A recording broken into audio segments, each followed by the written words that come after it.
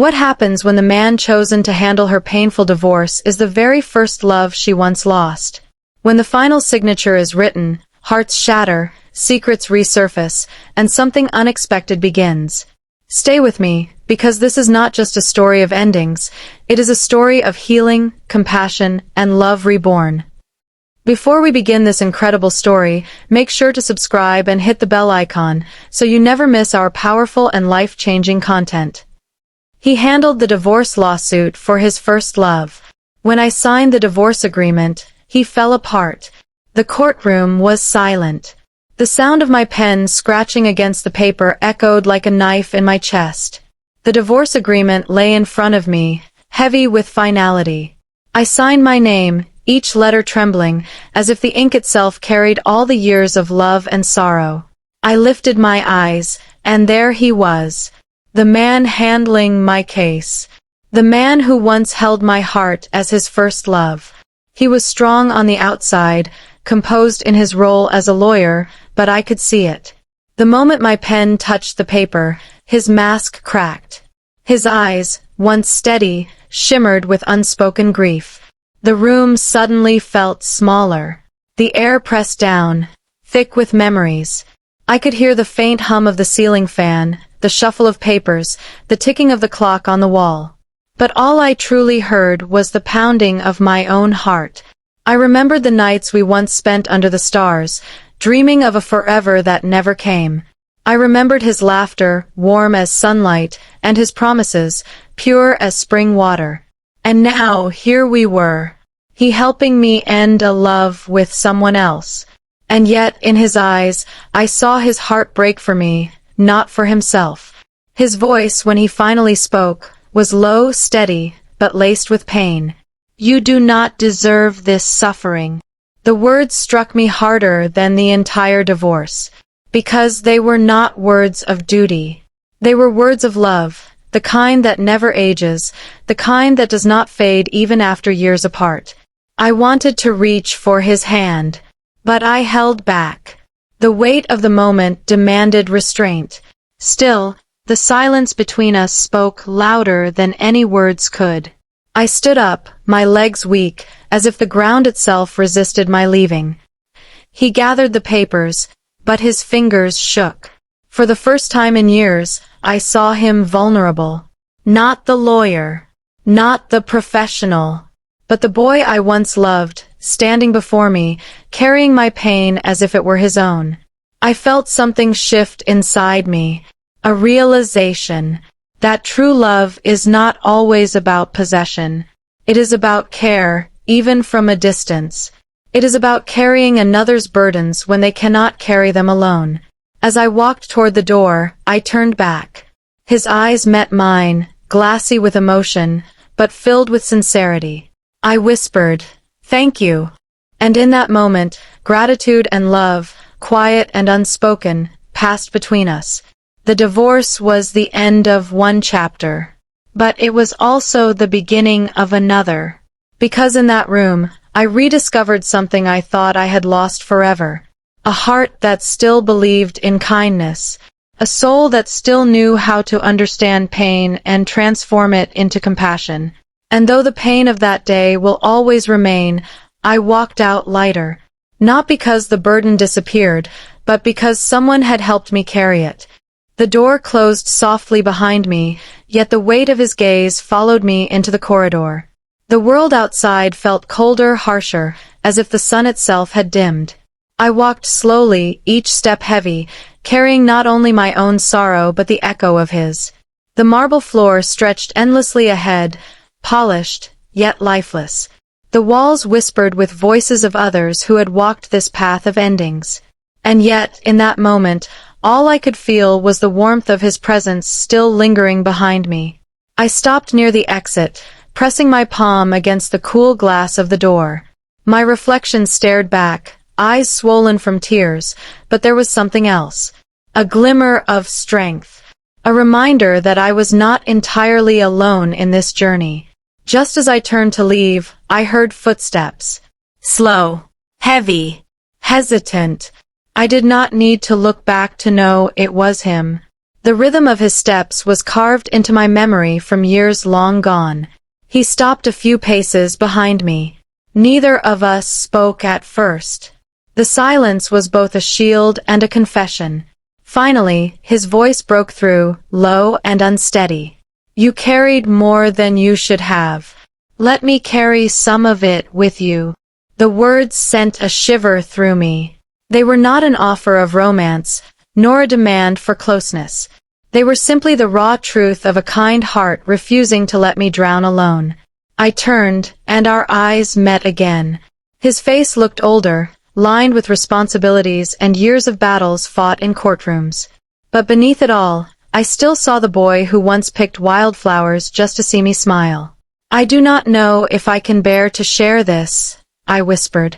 "It is not a wound that heals easily." He stepped closer, carefully, as if afraid that one wrong move would shatter me completely. "Then let it be a scar we carry together. Pain divided is pain made lighter." For a moment, I could not breathe. The words wrapped around my heart like a bandage. The ache did not vanish, but it softened, as though some invisible weight had lifted. We stood there, two souls who had once lost each other, now standing at the edge of something unspoken. Not love reborn, not yet, but a bridge of compassion built from the ashes of broken promises. He opened the door for me, and we stepped out into the sunlight. The breeze touched my face, cool and gentle, carrying the scent of new beginnings. I realized then that even in endings, there are seeds of hope waiting to be nurtured. And as we walked side by side down the courthouse steps, I knew this was not the end of our story. It was only the beginning of a path neither of us had expected, but perhaps both of us had always needed. Would you like me to unfold their journey together from here, how they rebuild trust, heal old wounds, and maybe discover love in a new, wiser form? We stepped onto the street, the noise of the city rushing around us.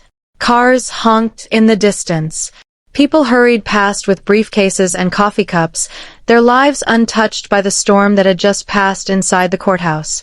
But for me, every sound felt sharper, every detail brighter, as if the world itself had been washed clean by pain. He walked quietly beside me. Not too close, not too far. His presence was steady, like a hand stretched out even if it did not touch. I could feel his silence, and strangely, it comforted me more than words could. At the corner, I stopped. The traffic light blinked red, casting its glow on our faces. I turned toward him and asked softly, "Why do you still care this much after all these years?" His eyes lowered, as though searching for courage on the ground. Then he lifted them, and his gaze locked with mine. "Because some bonds never break. We only pretend they do. I once promised myself that if you ever needed someone, even in silence, I would be there." The words hit me like a tide. Not loud, not forceful, but steady and endless. I felt a lump form in my throat, yet for the first time in weeks, my tears did not fall out of despair. They fell out of relief. The light turned green, and people rushed forward. We stayed behind, standing still in a world that would not stop moving. I realized then that healing does not always happen in solitude. Sometimes it is born in the quiet company of someone who knows your soul, even after years of distance. He gestured gently. "Come, let us walk." Not as client and lawyer. Not as strangers bound by the past. Just two people, sharing a little of the road together. And so we did. Step by step, down the crowded street, past cafes with open doors spilling laughter and the smell of fresh bread. The sound of children playing in a nearby park drifted toward us, their carefree voices like medicine for weary hearts. With every step, I felt my chest loosen. The pain was still there, yes, but it no longer consumed me. Because he carried part of it, without asking for anything in return. I glanced at him. He walked with his hands in his pockets, eyes forward, but I could see the shadow of his own turmoil. He had fallen apart when I signed that paper, and yet here he was, piecing himself back together just to help me stand. And I wondered quietly if fate was weaving something neither of us expected. We walked together through seasons of change. What began as quiet companionship slowly grew into trust, and trust blossomed into something deeper.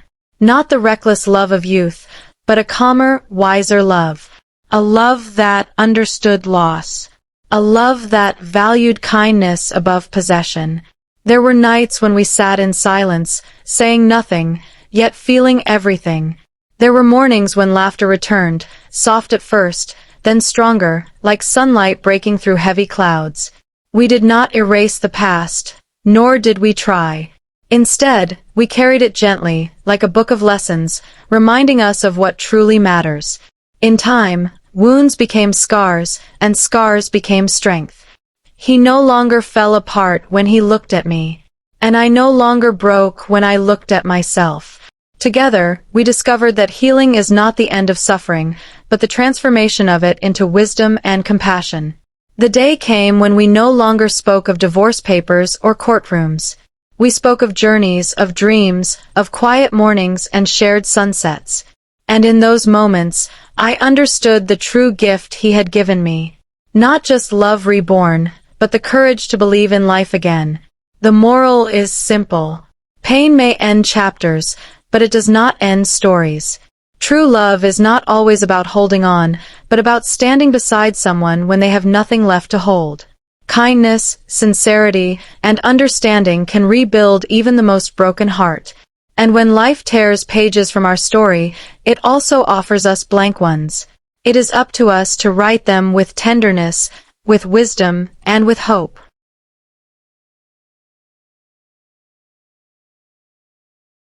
Thank you for listening to this heartfelt story.